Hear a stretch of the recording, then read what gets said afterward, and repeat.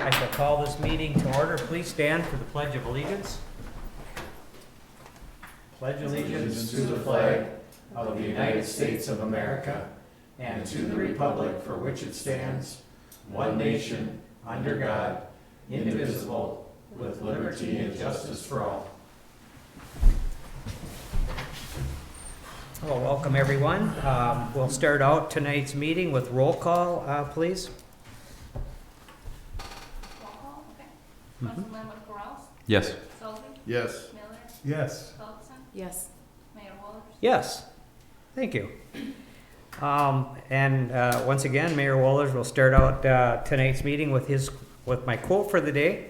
This particular quote is going to be a shout out to all the victims from Hurricane Helene, and of course, as we all know, the fast approaching Hurricane Milton, and all those victims and everybody affected by that disaster.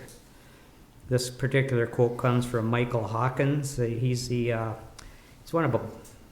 involved in the American Red Cross organization. Each of us as a human beings has a responsibility to reach out to help our brothers and sisters affected by disasters. One day, it may be us or our loved ones needing someone to reach out and help. So I guess keep those people in your prayers and thoughts over the next days and weeks. And you know, the Red Cross is just a little shout out for that organization is one way that we could probably affect some change and help those individuals out. Okay, we shall move on. Tonight's next up for us is our approval of tonight's agenda, and I'll entertain a motion to approve and entertain any additions or corrections any members of the city council may have. I will move approval of the agenda. I'll second. All right, we have a motion and a second to approve tonight's agenda as is. All those in favor signify by saying aye. Aye. Aye. All those opposed, same sign. Motion carries. Okay, once again, greetings, and we have the citizens' comments portion of our meeting is next, and we have Michael Mooney with us, and he represents Abdo, and he is going to give us a presentation on our compensation and work study. Yes, thank you, Mayor, and thank you, Council, for adding me to your agenda tonight. As the Mayor just said, I'm here to present the recommendations and findings that we had from our recently wrapping up compensation and classification study that we've been working with the City of Morris on for the past few months here. And bear with me if my voice cuts in and out. My son started daycare this summer, and I feel like I've had a cold since then, so I apologize if I need to clear my throat a few times here. Today's agenda, I want to give you all a brief project overview. A few months ago, you should have seen and read through our initial proposal for the scope of work that you had put out in an RFP, but we find it's helpful just to kind of recap since that was a few months ago. So I want to make sure you all understand how we got to the findings and recommendations that I'll be going through today. I'll introduce myself and the partner at the firm that I work with briefly. We're going to start by going through some of the goals and underlying assumptions that kind of shaped the proposed plan that we're going to be presenting with you all today. We want to go through, of course, some of the details, the analysis, and the methodology used to come up with the compensation analysis. Go through, I apologize, the incentive plan is not a part of this, but the compensation plan highlights. And then I do have a slide for questions, but feel free to cut me off, ask questions. The slide deck here doesn't have as much detail as the report that was provided in the council packet. So there's a lot more context and visuals within the report. So if you have questions that you maybe want more detail than what's presented on the slide, feel free to cut me off, ask away. Okay, so our overall compensation project overview, the first step was job description updates. Job descriptions are critical for any compensation and classification analysis for a few reasons. We need to understand what your job descriptions are so that we can effectively go to market. Especially in the public sector, there are a lot of similar job descriptions. A common example that I like to bring up is Public Works Operator 1, Public Works Operator 2. For some cities, the 2 is the more senior position, and for some cities, the 1 is the more senior position. So that's an oversimplification of why we need detailed job descriptions, but it really is important for us to understand, and we don't just look at the title to match. We're making sure we understand what level of responsibility is each incumbent in that job responsible for. The way we did that is what we call a job analysis questionnaire. So every employee within the city received a questionnaire. They filled it out, told us what are they doing day to day, what are their reoccurring responsibilities, what level of education do they need, or prior experience before being accepted into that type of role. And we use that information to craft new job descriptions. Of course, that's a collaborative process with city leadership to make sure that we're collecting accurate information from the staff. Supervisors are reviewing that to make sure nothing was missed. And we're using all of that to create new job descriptions. From those job descriptions, we're going through a classification process where we evaluate things like scope of the role, independent decision-making discretion, accountability for those decisions, impact to the broader organization, and then there's also some additional factors like exposure to hazards or physical effort that are required. That also kind of comes into this classification or position score. For the state of Minnesota pay equity requirements, you're required to have a score assigned to each individual position, and that's what we're using to go into pay equity compliance. The test that we're going to, or excuse me, the proposed plan that we're going to present to you today was tested for pay equity. We have a lot of details in the appendixes of your report in the packet that kind of explains in detail. The short version is that the thing that you need to care about as a council is that it does pass. We make sure that we test any proposed plan because we don't want you to have to wait 3 years and then have to make a bunch of changes because you find yourself out of pay equity compliance. When you design a compensation plan with pay equity in mind, it's designed to withstand those every 3-year pay equity reporting requirements that you might have, assuming that the city is maintaining the plan year over year. So just a quick introduction for our team. My name is Michael. I'm actually a manager now at Abdo, but I work almost exclusively with the public sector and then even further so with the public sector compensation study practice here in our team. So since joining, I work closely with Leah Davis, who's a partner at the firm.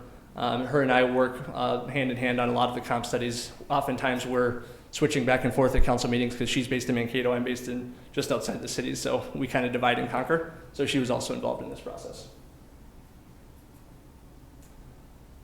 Some of the goals that we discussed at the kickoff portion of our project when we met with the city leadership to really understand what was driving the RFP, what was driving the need to have a compensation and classification study work project completed.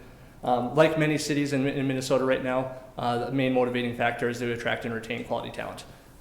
As you likely know, the job market in the past 3 years has been incredibly volatile, and recruitment and retention has been front of mind for many of our clients.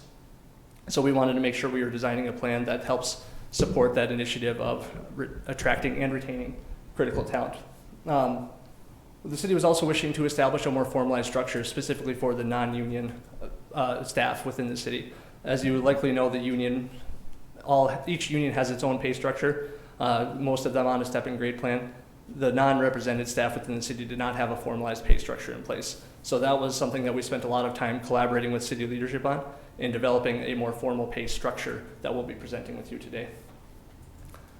So we'll go through this in more detail, but it's important to note that the plans that we're recommending today would only be implemented for the non-represented staff. As with union negotiations, those are all going to have to be negotiated items, but we were going through the assumption that the union would be negotiating a pay plan that is similar to what we find within our market study. Okay, so the methodology up on the screen here, and I apologize for another typo, but this is 2024 League of Salary data, not 2022. That is our primary source of information. You may or may not know that the League of Minnesota Cities suspended their survey a couple years ago and have recently partnered with Gallagher. Gallagher is a national compensation and survey database company. So since making that switch, we found the data is much more reliable, consistent. It's scrubbed for accuracy, so we're confident in having that data be our primary data source. Once we identified the comparable cities within the city, if there was a city that did not respond to LMC, we directly solicited a salary survey from them. All but 2 cities that we identified as an ideal comparable, we were able to get data from, either from LMC or from a direct salary survey. In certain positions, such as your transit department, we didn't have very many data points from independent cities that had a transit department or that had transit drivers or library directors or some other kind of unique positions in the city of Morris. In those circumstances, we supplemented the market data with private sector data that we get using Economic Research Institute, or ERI, which again is a nationally renowned salary database. So we were able to focus in on certain geographic locations and employer size to make sure that that data is still relevant to the city of Morris, even if it's from outside of the public sector. One thing to note here at the bottom, because you have different pay structures in place, but depending if it's a union or a non-union employee, typically we would evaluate the starting pay range for a given position to the minimum market pay, excuse me, and then in turn the maximum pay range of the market to the maximum step or maximum pay range for a given employee. Without having established ranges in place for the non-represented employee base, we're comparing average pay within a job title to the market minimum and maximum, and we'll go through kind of how that analysis came together in a moment. So I mentioned that we worked with the city to identify the cities that we would like to include within the city or within the study. These 8 are the ones that we collected data from, whether it was through the League of Minnesota Cities or a direct survey if they did not respond. Based on our findings, we found that sorry, I can't see the screen for glare. When we compare the average pay, we found that by position on average, the individual employees' pay were 15% below the maximum. On the flip side, when we compared that to the minimum, we found that it was 10% above the minimum pay. So the key here is that individual positions vary widely. That's the average look. In your final report, you will have a table that details by position how each role was compared to the market. When we're comparing average pay rates, when you see 15% below maximum and 10% above minimum, that tells us that on average your employees are paid within market range.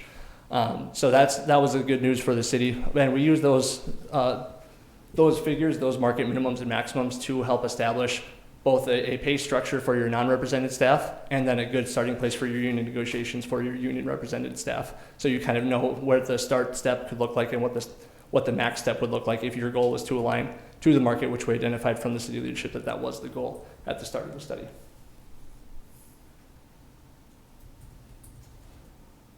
So with that said, in conversations with city leadership, we are proposing a pay plan, and again, the full table is within the packet, but just some highlights about how the plan is structured up on the screen here.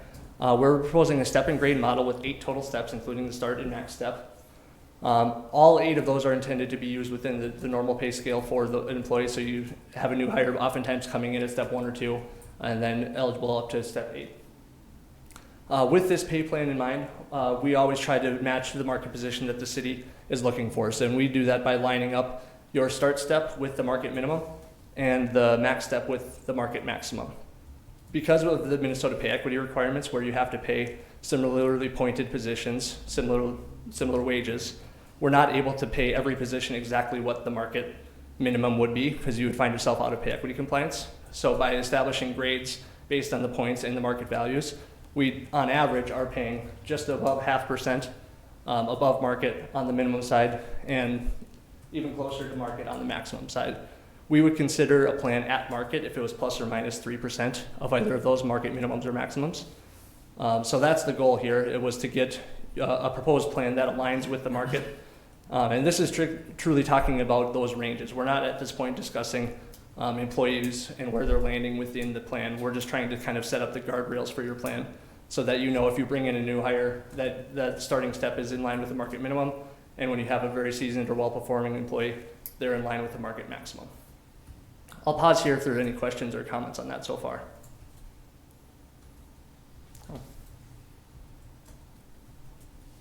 Okay, so again, this is in your report as well, but just kind of a quick look at the proposed plan that we're presenting to you.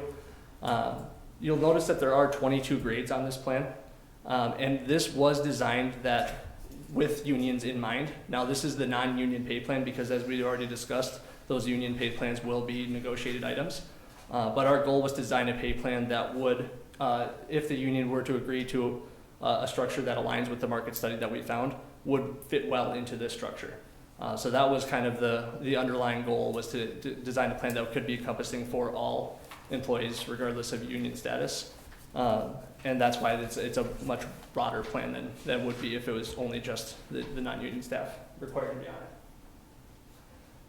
So the next piece is the cost, which is obviously a very important piece. And I'll explain each phase that we have. We kind of do a detailed phased implementation costs.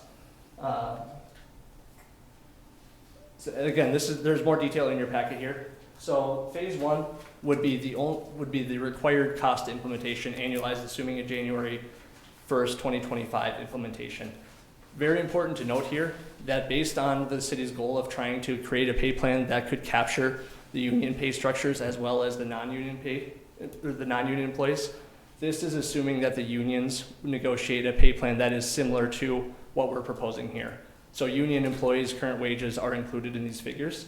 Happy to continue to work with the city to parse that out and just pull out your non-union staff or union. Once those contracts are settled, we can help refine these numbers, but this is truly meant to be an estimate based on your current employees' pay and including both union and non-union costs. So phase one cost, like I said, that would be the required for implementation. That represents for each individual employee, we look at what their current rate of pay is at an hourly rate, and then we find the step on that table that I just had up within their grade that is closest to their current pay without going backwards.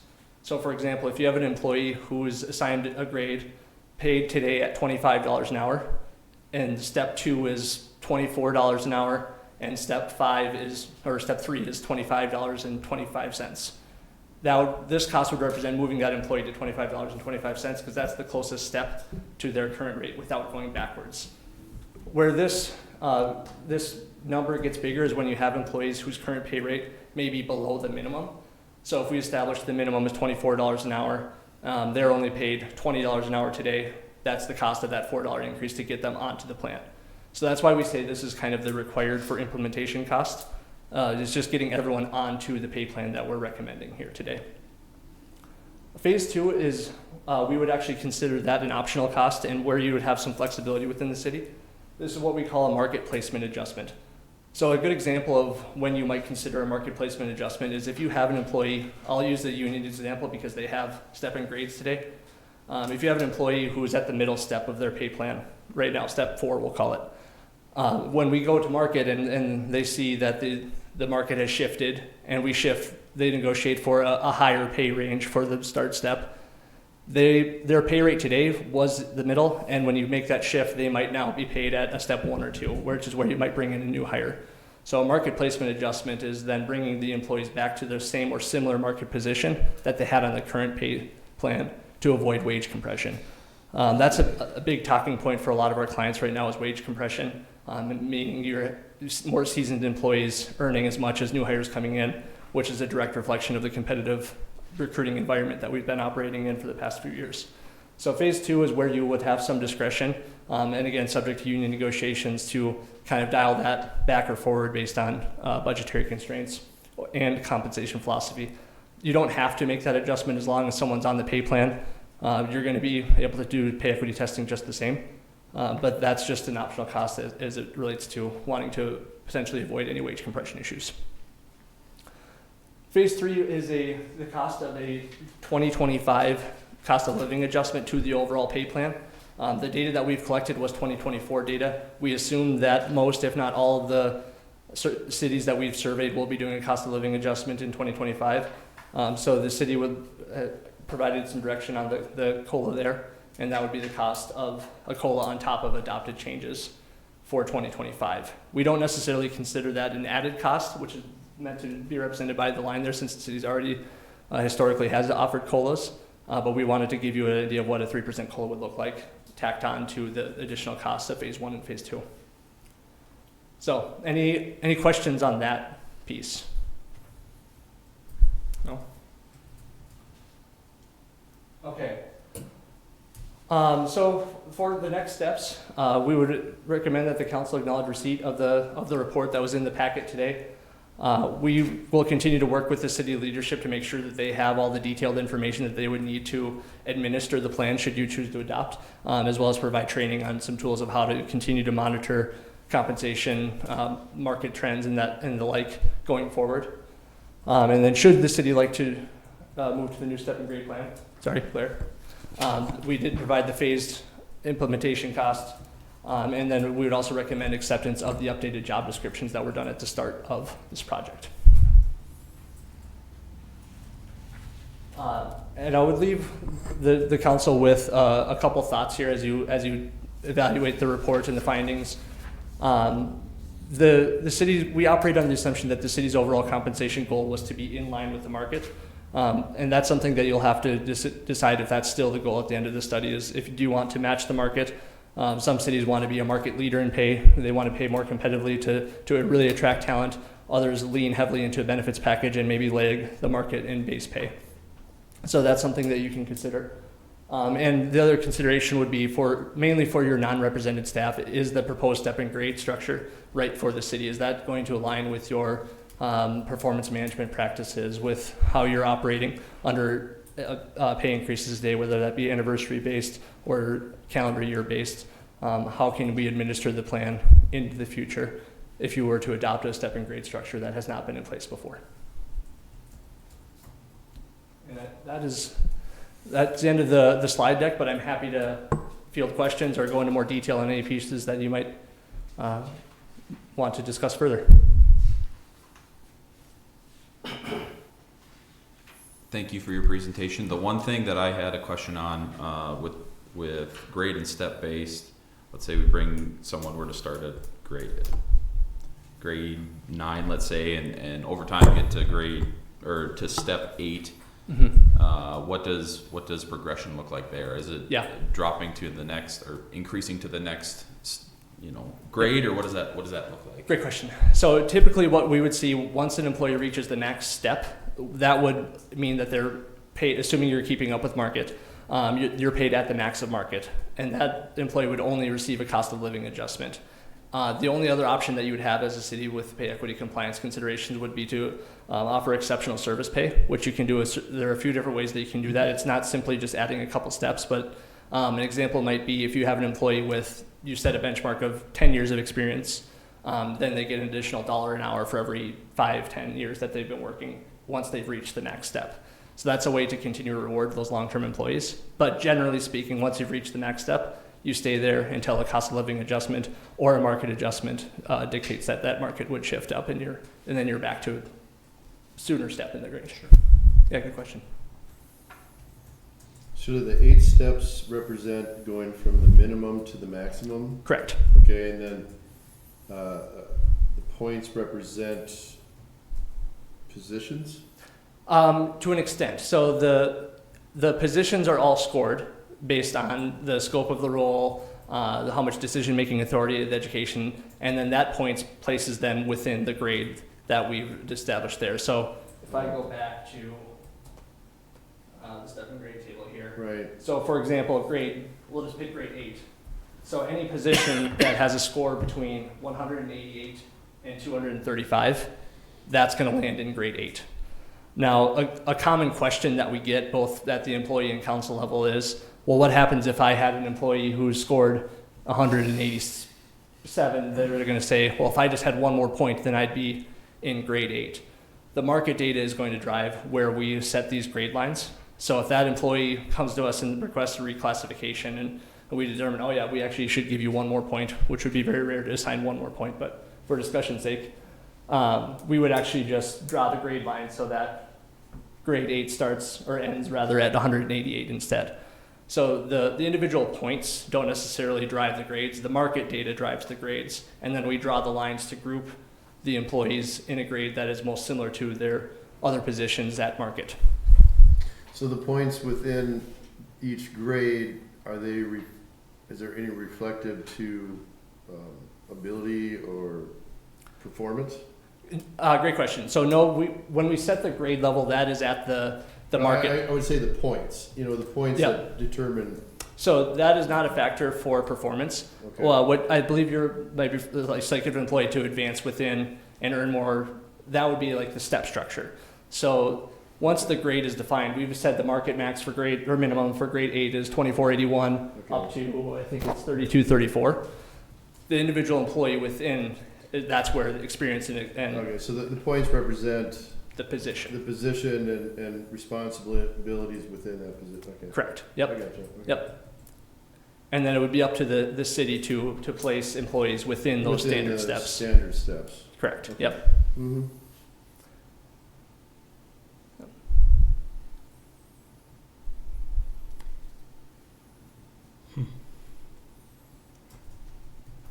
And one of your recommendations was that what are we looking at as far as making a decision on something like this? Obviously, there's a $76,000 increase, if you will, that you're proposing, that 76.5. And, you know, there's some extra dollars going and moving to this system. Mhm. That's something we haven't budgeted for, and I'm just wondering what your thoughts are on that and how we transition into something like this. Did you have something to that? I could speak to it too, but it's, You can go first. okay. So what we're recommending here is in line with what the goals and assumptions at the start of the project were of aligning your pay structure with the market. So in order to do that, that's what we're representing here with these costs. If that is not something within the budget, there are options to do a phased implementation approach. You might find that you can't implement this and do a COLA all at the same time just because the budget won't allow for it. This would be kind of the full picture here. And again, assuming that the unions negotiate something that's similar to what we've presented. But if budgets become a concern, we'll continue to work with the city to help do a phased approach at a timeline and within your budgetary constraints. So I can't answer it in more detail than that, but I just know that we work with a lot of cities that run into that issue too, and we can help do a further phased breakdown with different timelines of when these things might kick in. I understand that phase one is to align us with the market. Yep. Phase two, I'm a little Yeah. cloudy on what phase two is doing. Because I think it's a little bit more helpful with the visual.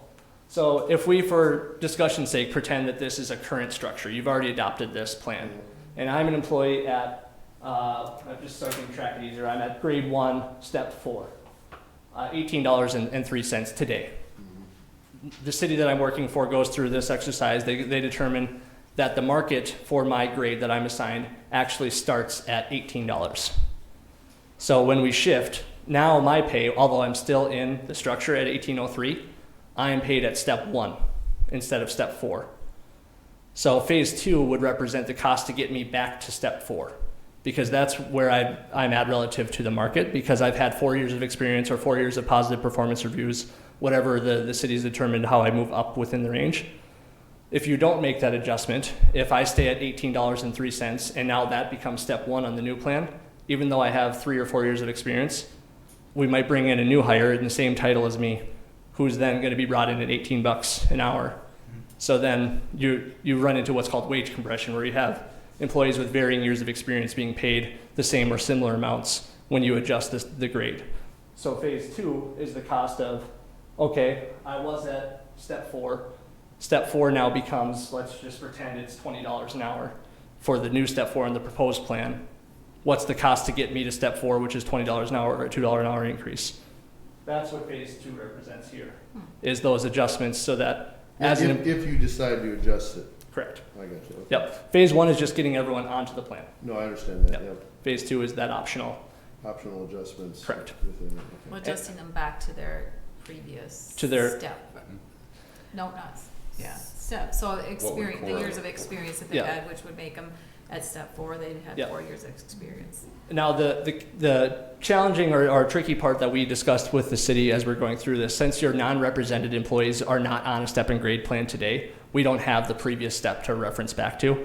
So that was there was a bit of discretion on years of experience or high performance on if there needed to be an adjustment to where we're going to land on the current pay plan for your non-represented employees. The other thing that I'll mention here, as I kind of alluded to having some options with phase 2, some cities that we work with kind of put a limit on that. So in the example that I just provided, I'm at a step 4 today, I go back to step 1 at implementation. You might say as a city, we'll award up to 2 steps back towards your current step. So I'm not going to get all the way back up to step 4, but at least I'm getting closer, so I'm not going to be making the same as a new hire would at step 1. That's a way to kind of put a cap on that phase 2 optional cost without, it doesn't have to be all or nothing, I guess is what I'm getting at there.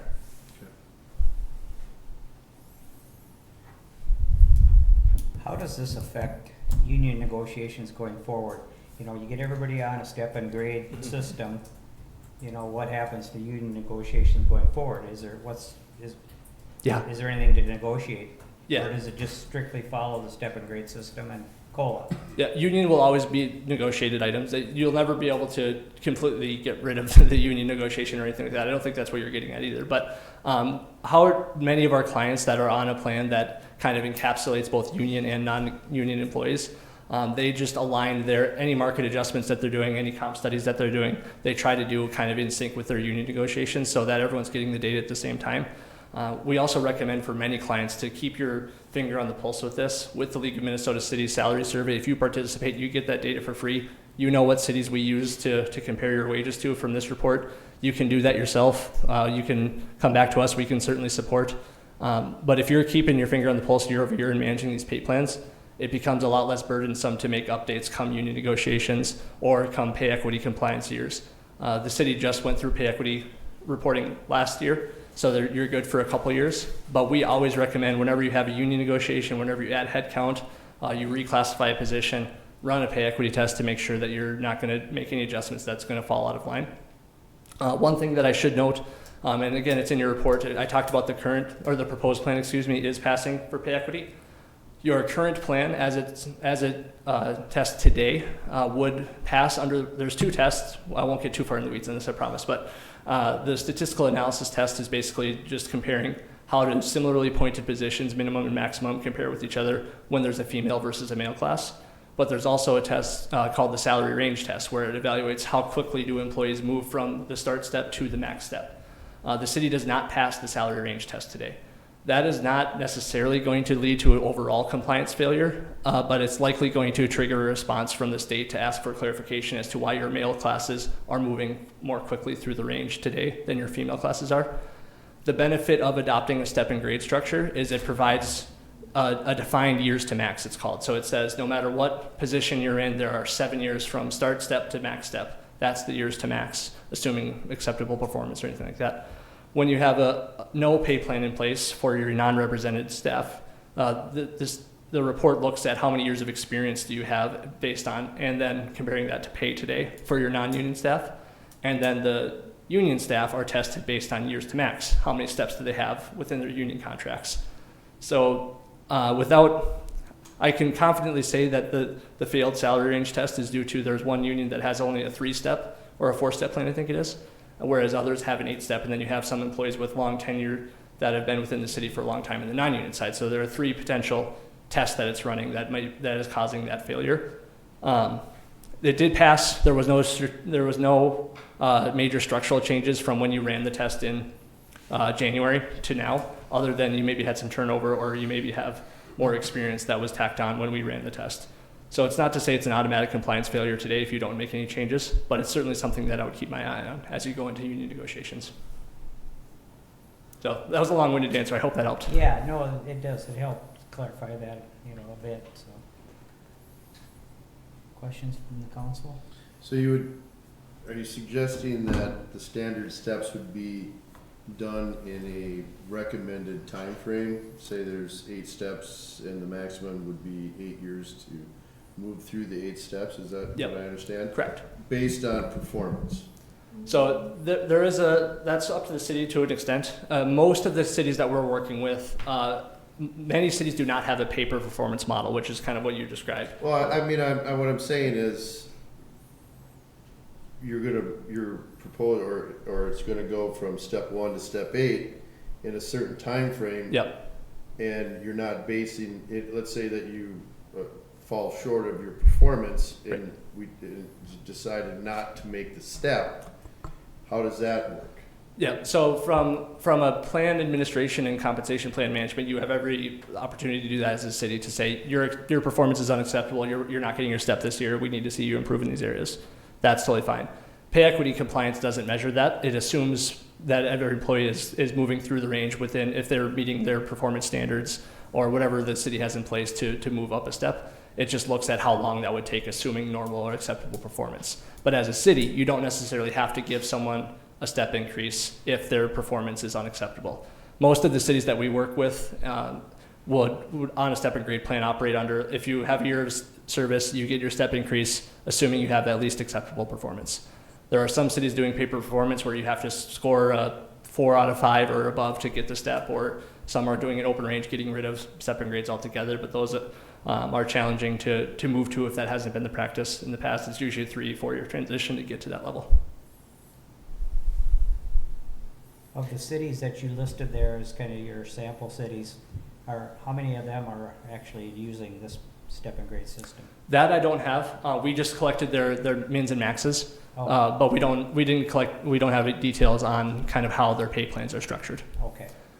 Anecdotally, I can tell you that I would say probably 7 out of 10 cities that we work with are on a step and grade plan versus an open range.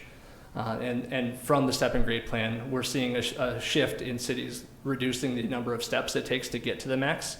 A few years ago, it was probably 10, 12 steps. Now more and more cities are between that 6 to 8 to 9 range. That's becoming more and more typical. And a reflection, again, of that competitive job market. People want to move through the range quickly. They don't want to have to be enrolled for 12 years to get to the market maximum.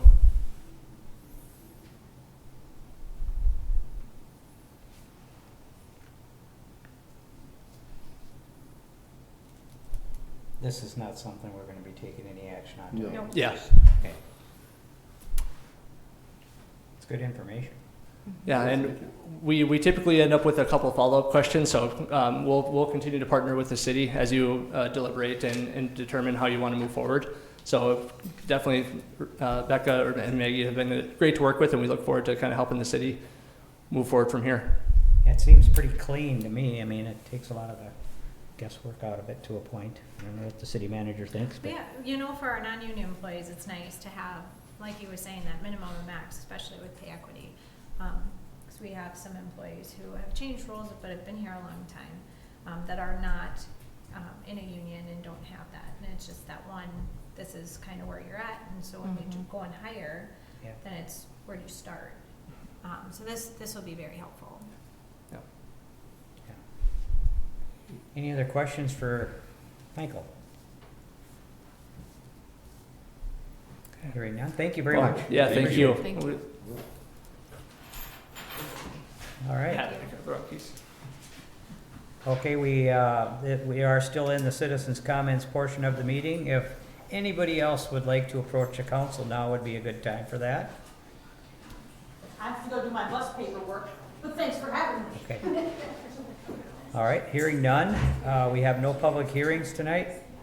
Thanks again, Michael. We shall move on to reading and approval of our regular meeting minutes from September 24th.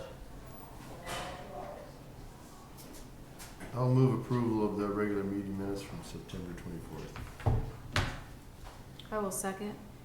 We have a motion and a second to approve the September 24th, 2024 regular meeting minutes. All those in favor signify by saying aye. Aye.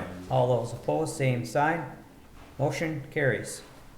And then now we will move on to the condensed version for the paper from September 24th, 2024. I will move approval of the condensed minutes from our 9/24 meeting. I'll second. Okay, we have a motion and a second. Thank you. All those in favor of approving the September 24th, 2024 regular condensed meeting minutes signify by saying aye. Aye. All those opposed, same sign. Motion carries. Now we shall move on to the consent agenda, which consists of the audit of city bills, pay estimate number 5 from North Sun Construction LLC, Morris Transit Garage, pay estimate from Melrose Electric Incorporated for the Morris Electric Bus Charger.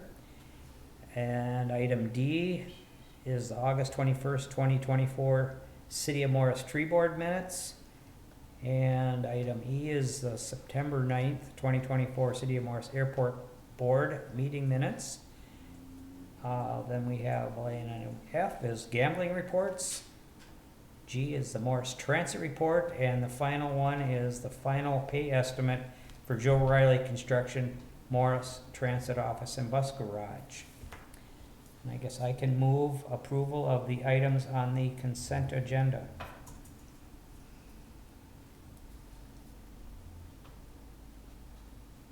I will second. Okay, thank you. We have a motion and a second. I will bring it back to the city council for your discussion on any of those items on the consent agenda. Now, this is the bus charger, that's for the transit bus, right, on the new facility? Yep. Oofda. That's a good penny to have a charger put in.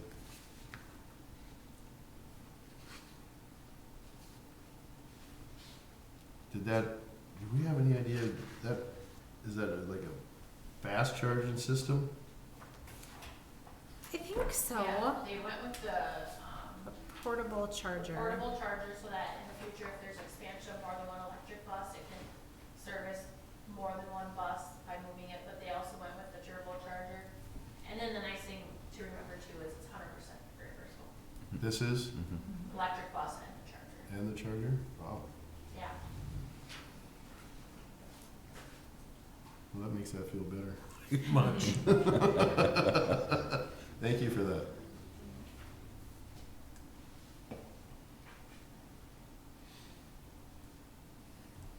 Yeah.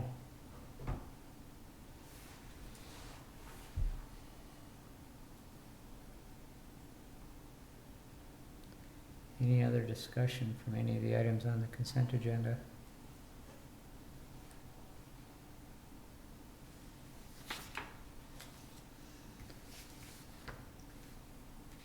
Quite a few items there, so if you need a few minutes to look them over, that's fine too.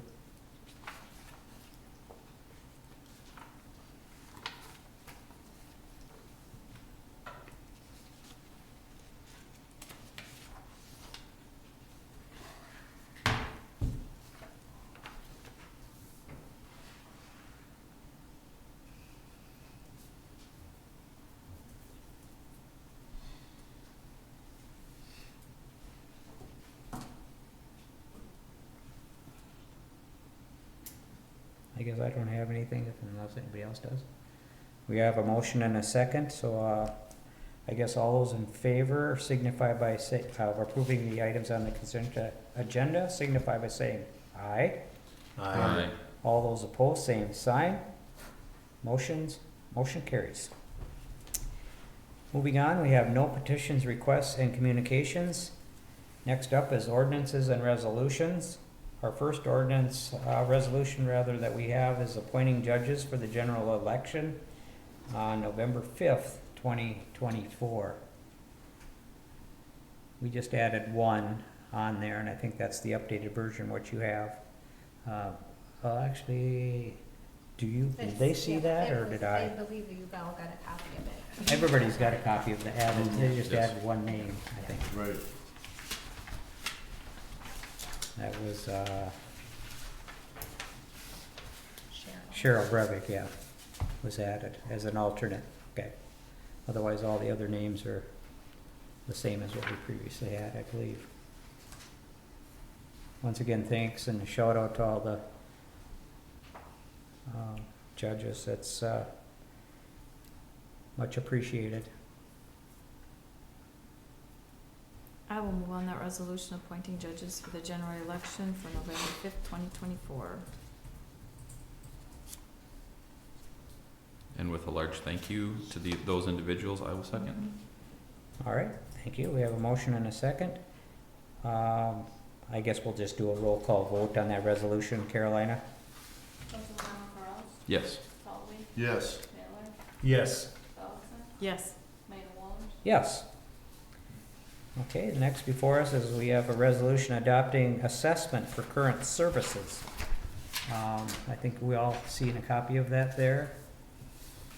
Any discussion on that? Otherwise, I'll entertain a motion.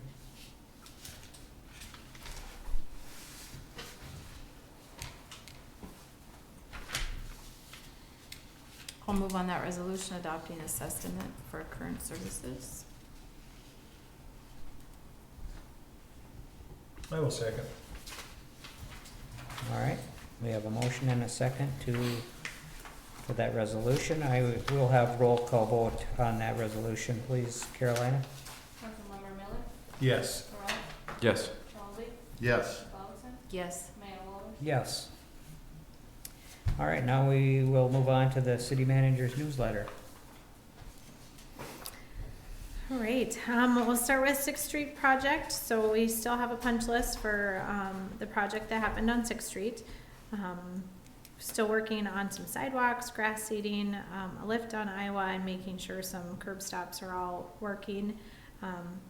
With that, I did receive some paperwork from Jay on some trees on Sixth Street, that he is requesting that we ask the contractor to replace. I would like to go and talk to the tree board and have some discussion, and bring, from what I heard from Jeff Kuhn before coming and bringing back. So that'll come to the next council meeting, some discussion on that. And then, the transit bus garage Well, project. I'm sorry, I'm but sorry. just on that, replacing trees that were planted or trees that were damaged? So trees that were damaged, Okay, I understand. yeah. That typically, I mean, that's not the first time that's happened. I mean, it happens from time to time that they get in and when they go to plant, they hit a tree or something, so it's not uncommon that that happens.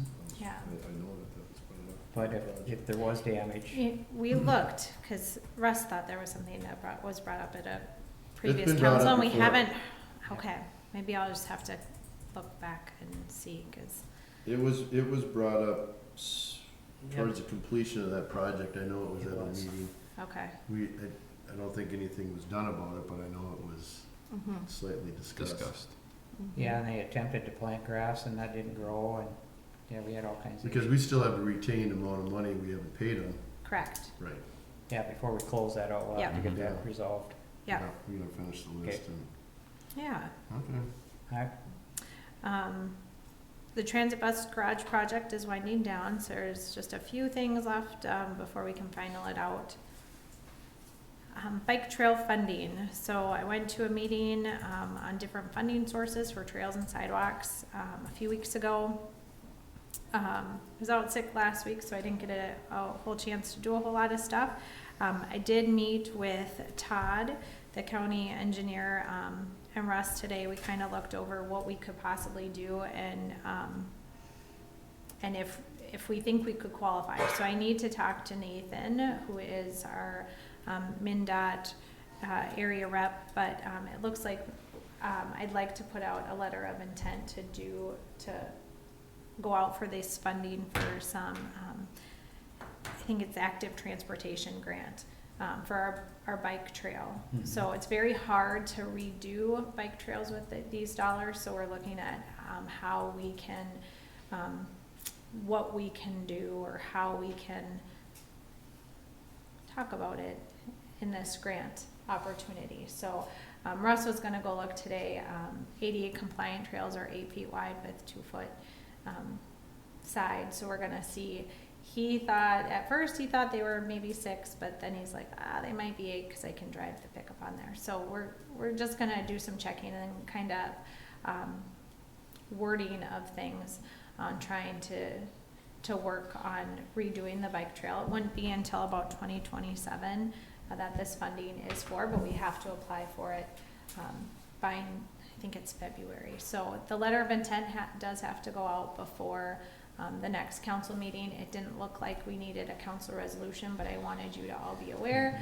And if there is any opposition, let me know so I don't do it. But we're gonna try and go out for some funding for some of these, for our trail. is it just to improve our existing trail network or is it adding or both and? So Or? right now, it would just be to do the existing. Okay, Yeah, so the one that will go out for the grant funding is 100% covered. It's a state grant, with us just having to pay engineering cost. There's a couple other ones that we may be able to qualify for, and I'm gonna ask Nathan if we can do them all in conjunction and maximize our grant opportunities, but those are federal dollars, which are a little harder and then have a little more strings attached. Those are 80/20. So, but it Now- would just be right now, just improving what's there. so this is for 2027, 2028 year. As anybody that's walked the path and drove the path knows, there's quite a few ice heaves on our bike path out there. And how do we address that in that interim period there? Are we just gonna So those little cracks that You are know there that- about every 4 feet, there's really not a whole lot. I'm we- talking about the icy, you know, there's some areas where there's, literally, it's like that. There's bumps where, I call them ice eaves or frost eaves or whatever you wanna call it. When you first get on the bike trail, there's, I don't know, has anybody else been out there and seen it? See, I've seen a couple holes. I haven't These are just seen bumps those, where but I it's kinda haven't raised seen the up. bumps, but I know about every 4 feet, there's an issue. And we've had 2 different companies come out and they've both said, if you fix that, you're gonna have, instead of just a 1 bump, you're gonna have 2. You're gonna create another one. You're gonna, yeah. So, without kind of redoing things, there's not a whole lot of good options out there right now. Yeah. Okay. Should reclassify it as like an off-road trail, so the bumps are like, you know, part of Supposed to be it. there. You know, dodge this and that, it's just, you know, more fun. We did put dollars in there, if you remember from our budget talks, we did put some dollars in to fix, certain areas, where there's holes and different things in the bike path. Are we Who looking needs at a like jump? Just take the trail. Yeah, you bet. You know, put your helmet, strap your helmet on, you know, or just have signs, you know, right at your own risk. Are we looking like a Right. mill and overlay for something like that, or what is that? That is what was talked about, Okay. yes. Mhm. I know those trails get used an awful lot, so. Yeah. Yeah, they do. Mhm. All right. Climate action planning, so Mayor Wallers and I went to the university last week to participate in their climate action planning. Mayor Waller shared our struggles with housing and looking at sustainability and how we can focus on that also. We did interview a couple candidates for our sustainability coordinator position, so we're still kind of in limbo with that. Housing, after our housing meeting the other week, a meeting was set up with Nate and Brianne from GMHF to work with Becky, Jessica, Cheryl, and myself, looking at big picture needs and how they can assist us in planning and funding. So October 15th, we'll have that meeting, so hopefully we can start the planning process of what that housing plan would look like. 464th Avenue. So this past spring, a homeowner came to me asking if the road over there was a private road. Where is this at? Is that out by the landfill, that little stretch in between where Jeff Kuhn, or? No, I thought on it's- 59, isn't it? It's, Is it in it's front up of those over- houses? Yeah, it's up over here. I think so. This little one right here comes over here. This is a private road coming down. But this, we found, we don't maintain it, we don't do anything currently, but it is a city street. So looking at how that's gonna look with, maintaining the snow and things, Does it come all the way over to 7th Street? no, the one that goes down, there is a road that goes from 7th Street Just the up to that tarred part road. of it up there, But right? that's not tarred there either. The road, this 464th is not a tarred road. When that first got annexed in, we were requested by the property owners to stay out of there. They'd take care of Okay. their own snow removal. So you probably, I don't know if you've talked with our public works on it. Well, they said they haven't done anything. So Russ and but I have. We were requested that Okay. you guys are gonna screw up how we do it, and this is how it's done. So there's, Well, it's been that's- a back and forth since that it is- was When was annexed that, in. when was that annexed in? Well, the meetings was when Is I that by the first got on the trailer court council, so I'd say probably about 2005, so It's it's It's not been. that. So, But I if mean, you're we're so talking So about it's, 20 it's years. just the road that's It's time to right by just the houses, say it we're goes done. around half loop Dealing like with that? everybody in the Yep. neighborhood. Because then it kinda cuts across over to And 7th, that's a and private that, road. and that, the cut across Yes. road to 7th is private. Yes. But the one that goes in the right parallel with the highway and then comes out and By the then E around. Free Church there? Yeah, Yeah. it'd be like, you know, Or not E Free Lutka's Church, place but, there, you know, right in front of his. yep, in front of Down. Lucas, that gravel. Yeah, and then it Joe comes Joe's down and someplace. around Joe's old place, Yep. and then it Okay. catches the houses under here. Yeah, It should be Okay, yeah, taken care of by us. It's, Yes, It's so we sent out a letter to the homeowners to have a talk about how snow removal will go, because it'll go very different than what they're used to. yep, So we sent those out. Haven't heard back from anybody, but the letter stated that we'd meet at 6 o'clock after our park board meeting tomorrow. So if you hear anything from the homeowners about it, that's kind of what that is. And then junk and nuisance items at home. So Joe Teagan and I met last week. We talked about, what we could do for more teeth into our ordinances, or what else we could be doing to get some of these junk and nuisance stuff out. So, we have one that's going to court, but they did share, we do have an administrative process that we can work in conjunction with it, which will help go faster in getting some of this stuff. It'll still be a process, and it'll still take time, and then we'll have a hearing here. So Teagan is helping draft a letter to start the process. We're going to start with the home on 11th, and then we'll move along and spread out once we kind of have the process, how it goes. From what I'm understanding, there's a hearing that'll come here to council.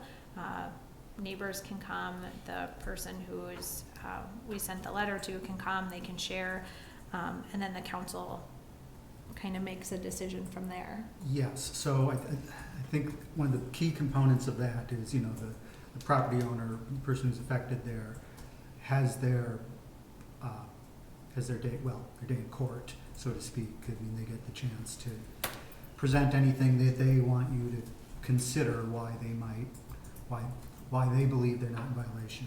And, obviously you need to evaluate whatever they present fairly and make a decision based on that. But that's the process. so we have somebody going to court on to enforce the ordinance? Yeah. So Yes. there is a criminal prosecution related to one of these properties. And, I can't comment too much on that, No. other than to say, understand that getting an actual trial date and getting a case to be heard in district court on that level of offense is a slower process. It's probably not as quick as we would like to see. So to enforce the ordinance, if they're not complying, it becomes a criminal matter then? Well, so to the extent it's a public nuisance, and that your ordinance says a nuisance is a misdemeanor, it can be prosecuted criminally. I guess. But it doesn't have to be, Doesn't- it's just doesn't have to this be. one is. Yeah, and And going forward, we could just do the junk ordinance and have it held Correct. right here in Yeah, council. yeah, administratively, yes. Okay. And even if something does go to court, it doesn't mean you can't have the administrative hearing. I mean, both things can happen on their own track. But the administrative one is usually much faster. Yes. Not like 2 Yep. weeks, but faster Yeah. than the criminal As court. fast as we can get the notice out and that we can schedule a What Okay. hearing at a city council meeting, yeah. maybe just, I haven't seen these ordinances. Maybe it would be Do nice you to want get me to it'd send be them nice to out? get a Yeah. copy of the ordinances and maybe a summary of what it is that people have to comply with. I don't know it, I haven't read it, I don't know, and then from that point, it'd be nice from my perspective to say, what do we need to add to our ordinances Yes. to bring it to the level that we want it to be? Right. Do we want to clarify these ordinances to be specific about what can and can't be done? And, what is decoration to your lawn or trash or junk? There's so many things that it's like, somebody says, well, all this stuff in my yard is this. and you go by and everybody goes, oh my gosh, what is that? And the And what sad are thing we is allowing though, or not allowing to? sometimes even if it goes to court, there was a gentleman that had a bazillion metal things on his yard and he called it art, and the city lost in court. So I mean, I think we do need to look and see what we have and what we could add. Well, it probably pertained to the city's ordinance that, Yes. didn't specifically address certain things. So that's what I'm saying, is like, we need to look at it and draw it up to specify what we want, what we want to do with respect to neighbors and, cars, and, somebody puts a car in their yard and paints a happy face on it and says that's my feel-good art project. Well, we can't allow that. I mean, we have to be a little more specific to these things. How are we going to clean them up? I mean, how vague is this ordinance and how long has it been there? I mean, is it, oh, it's a nuisance. Well, what's a nuisance? That goes to the codification of the ordinances that we've talked about, though, getting that. Right. That's what I'm saying. I mean, I think I'll go bring it, out I'll and I'll send it out, and then I think we'll bring it back at the next meeting and have some conversations yeah, I would on what love it that, says. because then we know what we're looking for, and even for public knowledge, or people that are maybe on the same block or next to people that are, they would understand what it is, what can or can't be done. Would that be a charter commission function too? I don't Looking at that? Not necessarily, that's just something It's just we, an ordinance. okay, so we Yeah, just, and a we lot of it police is that here. pretty Okay. specific. Okay. And I, no matter where you draw the line, I think, there's always gonna be people who argue it, and there's always gonna be Right. maybe edge cases, but yeah, obviously, yeah, Becca, if you wanna take a look Mhm. at that with us and Mhm. talk about any situations where, yeah, we feel an amendment is in order. Mhm. Maybe the one too where I'm not mowing the lawn because I'm protecting the bees sign out in it. Well, we get a lot of prairie land for that, so I don't understand. Are we allowing that as a city to people let their grass go up and just put a sign up there? We're protecting the bees and we just don't want to mow the lawn. Well, we can dictate that. I mean, I'm making Mhm. We do. an example of some of the stuff that I see, and it's Yeah. like, oh, okay, so you're And then the exempt. law- You're exempt from doing that because you put that sign in your yard. I don't agree with that. So I think that's some stuff that we need to, or maybe people do, but And along those lines, properties that we need to look at that need to be condemned, is that part of this process, or is that a whole different process? A true condemnation process is a court procedure, so, yeah, that is being looked at too. And now, does HRA get involved in that then too? No, Mm-mm. They don't, okay. So our administrative hearing we have, what kind of teeth or enforcement do we have on that? It comes before and we do something. I mean, is there something we can force somebody to do? so after that hearing, essentially, you have to decide, are we declaring this a nuisance? Or rather, yeah, does this meet the criteria for nuisance that's already set forth in the ordinance? And if so, then I believe what our language says is, council issues essentially an order. I mean, so you'd be voting to approve or not issue, as the case may be, an order to fix it, to remedy it. If they don't do that, if I'm remembering, and this is off the top of my head, it's been kind of a long. Bend over so I can see. But yeah, if I remember correctly, if they don't do that, then the city is able to just go in, abate the nuisance, and assess the costs, right, to the property. So that's the process off the Okay. top of my head. Thank you. Yeah, just so we can get some handle on some of these properties that are, marginal, to say the least. You can't lose sight of that. Okay. That is all we have.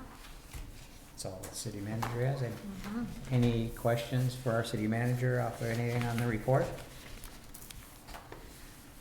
Hearing none, we shall move on to board updates. If anybody has anything to report from any of their various boards, now is the time for that. My meetings are forthcoming, so I don't really have anything. All right. Hearing none. If there's other business, cannabis, we kinda left that just for now, it's just, So that, the, model ordinance will go to the planning commission next week. okay, Mhm. all right. Okay, thanks. I was just wondering what our next step Yep. was there. All right. Any other items to come before the council? Hearing none. Meeting adjourned.